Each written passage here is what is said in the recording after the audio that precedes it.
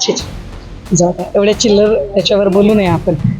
जरा क्वालिटी आणि कोणी बोललं असेल तर त्याच्यावरती नक्की विचारा. काहीतरी अशा भुंकणाऱ्यांवर बोला. चला, खूप वेळा सांगितले तुम्हाला की काही लोक कुठेही असले तरी तो जो ऑरा असतो तो त्यांना येऊ शकत नाही. त्यामुळे मी पुन्हा सांगते की अशा चंगू लोकांवर नाही बोलणार मी. हे चालत असतं थोडंफार. काय असतं की एका रुळावरून दुसऱ्या रुळावर रेल्वे जात असेल तर तिचं सुद्धा थोडासा खडखडाट होतो. तसंच छोटासा खडखडाट होणं स्वाभाविक आहे. परंतु ओव्हरऑल जर सगळं बघितलं तर मला असं वाटतं की खूप कारक सध्याची 2 महिन्यातली प्रगती आहे.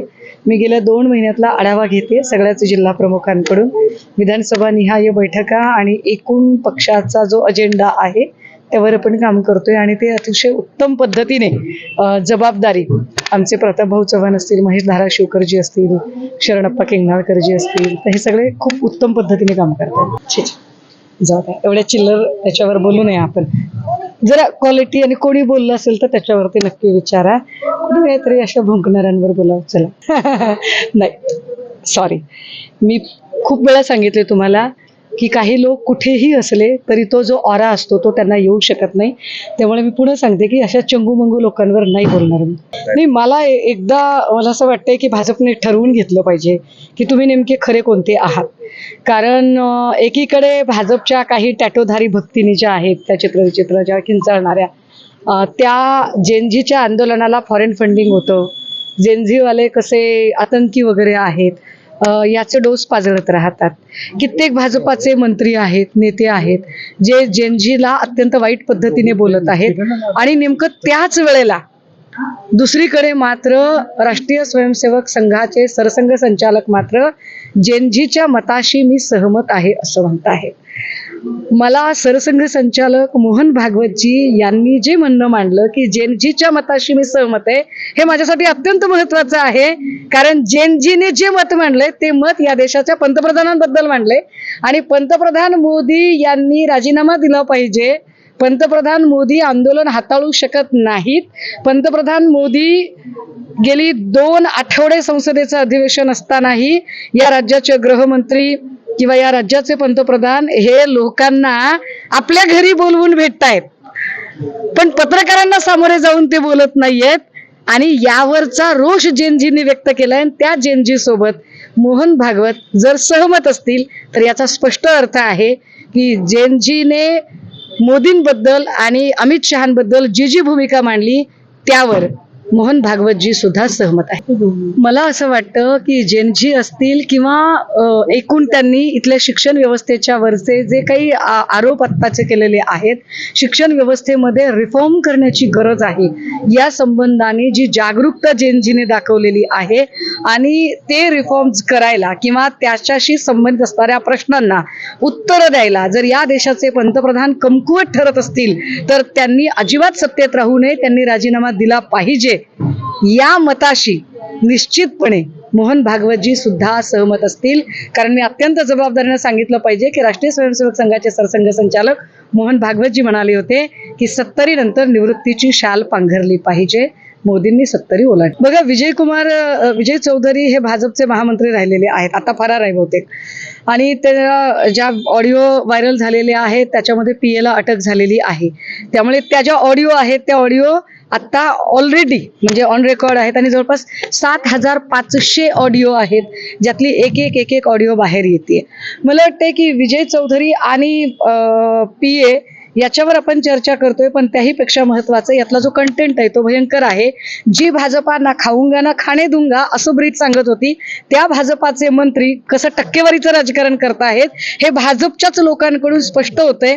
मला कधी कधी असं वाटतं की हे सोलापूरमध्ये आल्यावर माझ्या हाताशी नेमकं लागावं की भाजपच्या महामंत्र्यांनी प्रसारित केलेली ऑडिओ ती माझ्या हाताशी लागावी. याचा अर्थ सोलापूर भाजपामध्ये जयकुमार गोरेंच्या बद्दल किती असंतोष आहे हे स्पष्ट दिसत आहे. मी कालही त्याच्यावर बोलले की शिंदेंना मराठा मॅन होण्याची घाई लागली आणि त्यांनी मराठा मॅन होण्याची घाईच्या नादामध्ये अत्यंत घाई गडबडीमध्ये फार अभ्यास न करता किंवा ज्याला एक काय म्हणता येईल एक सॉलिड आणि व्हॅलिड डॉक्युमेंट जे बनवून असतं ते सॉलिड आणि व्हॅलिड डॉक्युमेंट केलं नाही. तर दुसरीकडे शिंदेंना मराठा मॅन म्हणून एस्टॅब्लिश होऊ द्यायचं नाही किंबहुना मराठा आणि ओबीसीतला वाद कायम चिघळतच राहिला पाहिजे, त्यातच आपलं भलं आहे, फोडा आणि राज्य करा, ह्या नीतीसाठी जाणीवपूर्वक फडणवीसांनी केलेली चाल. पण शिंदे आणि फडणवीसांच्या कुरघोडीच्या राजकारणात इथल्या सर्वसामान्य मराठ्यांचं मात्र नुकसान होत आहे. त्यामुळे सत्ताधाऱ्यांमधला कलगीतुरा त्यांना काय रंगवायचा आहे तो त्यांनी रंगू द्यावा.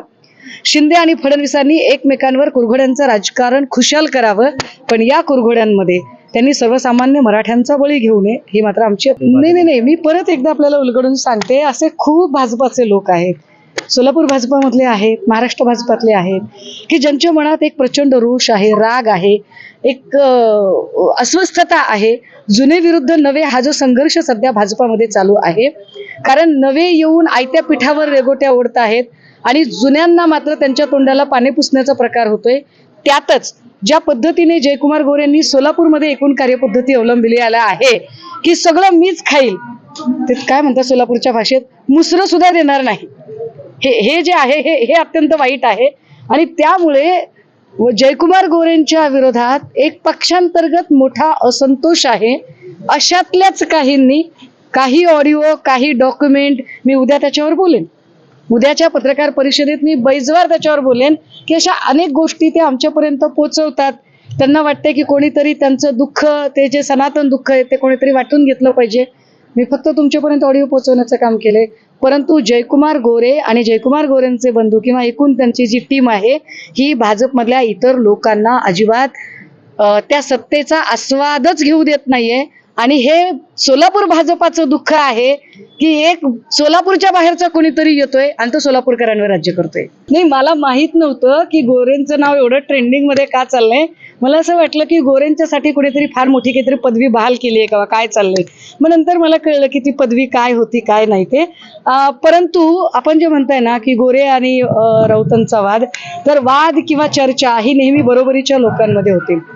गोरे नेते संजय राऊत यांची बरोबरी करू शकत नाही, कारण सन्माननीय संजय राऊत साहेब हे संघटनेसोबत ज्या कठीण काळात उभे आहेत त्याच्या पासंगालाही जयकुमार गोरे असू शकत नाहीत. मी पुन्हा तेच वाक्य रिपीट करेल की काही लोक आमदार झाले, खासदार झाले, मंत्री जरी झाले तरी त्यांना तो ऑरा मिळणे कठीण असते. नाही, त्याच्यात मला वाटतंय त्याच्या पुढचं व्हर्जन सुद्धा नंतर तुम्ही बघितलं असेल की ते जयकुमार गोरे कशा पद्धतीने पार्लमेंटरी ऑन रेकॉर्ड सन्माननीय संजय राऊत साहेब असं बोलत आहेत.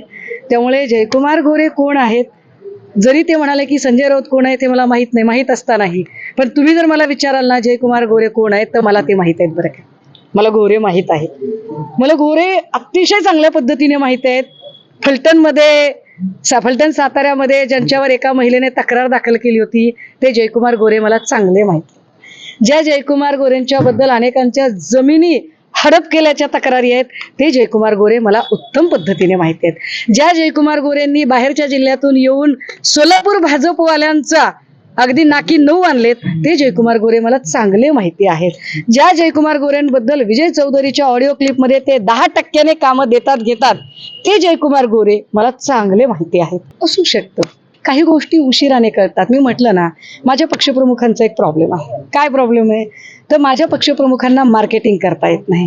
शिंदे साहेब कसं हवेत चलता चलता विमान थांबून मार्केटिंग करू शकतात, तर त्यांच्याकडे मार्केटिंग स्किल उत्तम आहे. माझे पक्षप्रमुख मात्र मार्केटिंगमध्ये थोडे कमी पडतात. त्यामुळे त्यांचा जो हातगुण आहे तो लोकांना जरा उशिरा कळतो.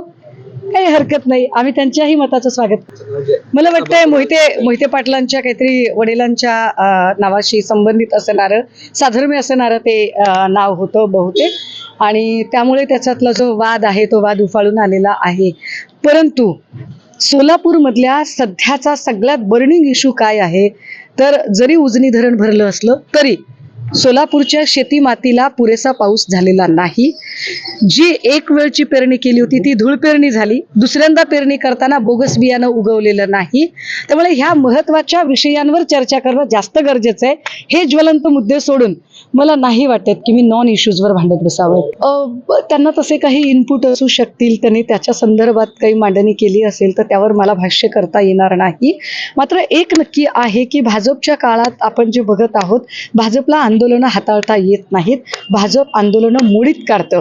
मग तो मराठा आरक्षणावरचा लाठीचार्ज असेल, बारसू रिफायनरी आंदोलकांवर झालेला लाठी हल्ला, अश्रूधूर आणि गोळीबार प्रकरण असेल, किंवा आत्ता जेनजीवर केलेला पॅलेट गनचा वापर असेल, तर भाजपाला आंदोलनं हाताळता येत नाहीत. आंदोलकांची सायकोलॉजी समजून घेण्याची जी मनोभूमिका आहे ती मनोभूमिका भाजपाकडे नाही. भाजपा सत्तेच्या अहंकाराने पछाडलेली आहे आणि तो अहंकार इतका वाढलाय की त्यांना मराठ्यांच्या मनातला आक्रोश त्यांच्यापर्यंत पोहोचत नाहीये. आणि नाशिक बघा आता कुंभमेळा येऊ घातलेला आहे, पण या कुंभमेळ्याच्या संदर्भाने असणारी जी सगळी कंत्राटं आहेत ती सगळीची सगळी कंत्राटं ही गुजराती ठेकेदारांना देण्याचं सपाटा सरकारने चालवलेला आहे.